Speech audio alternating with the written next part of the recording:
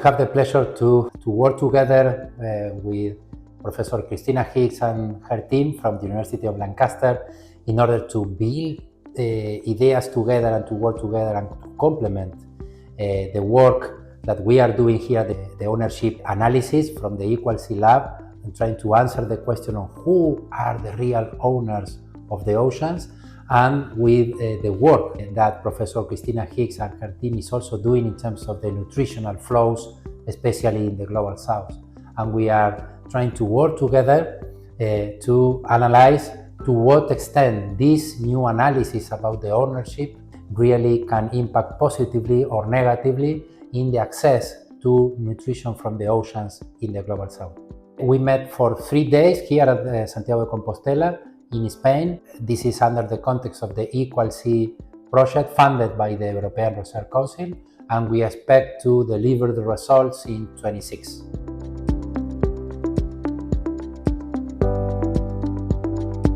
So I'm working mainly on ownership analysis of fishing vessels. We focus on the global fishing industry, and we challenge the flag state paradigm by looking at who owns the fishing vessels if we shift between two lenses. We can look at the flag state level, or we can look at the country of the ultimate corporate owner.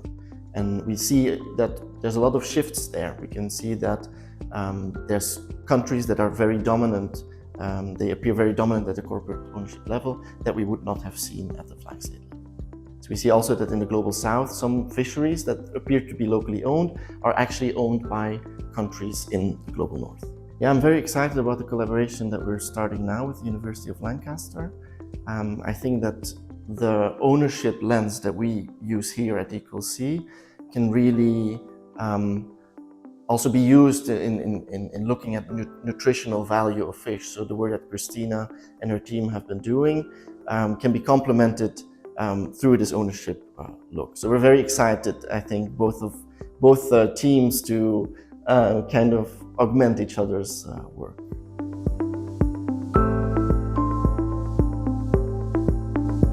My work in West Africa was focused on understanding what were the impacts of fish meal and fish oil factories in food security, particularly, and other social impacts in the communities.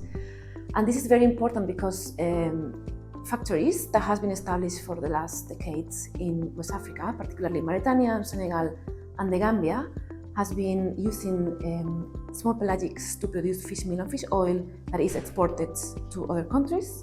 But this fish is very important for local communities because they depend on this fish for their livelihoods, but also for the food security because it's the main source of proteins and micronutrients that are essential for their growth and development of children, but also the health of adults.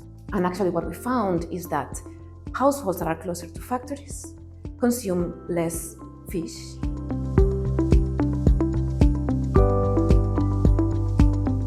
Yeah, I've been working on small-scale fisheries for almost 20 years now, and my main motivation has always been to try and ensure that small-scale fishers and fishing communities can live a dignified life. Increasingly, my work has focused on nutrition and tried to understand the conditions that are making it harder for small-scale fishing communities to catch nutritious fish, keep the fish that's in their waters. So the collaboration with Universidade de Santiago de Compostela enables us to really develop a better understanding of the global forces that are making it harder for small-scale fishing communities to retain the nutritious sources of fish that are abundant in their waters, but are being moved from where they're most needed to places that people are most able to pay. These collaborations make me hopeful because when we connect with academics and practitioners around the world who have a common cause and are all working together to try and ensure a more just and sustainable future for everyone, I think it does give us hope that we can make progress together.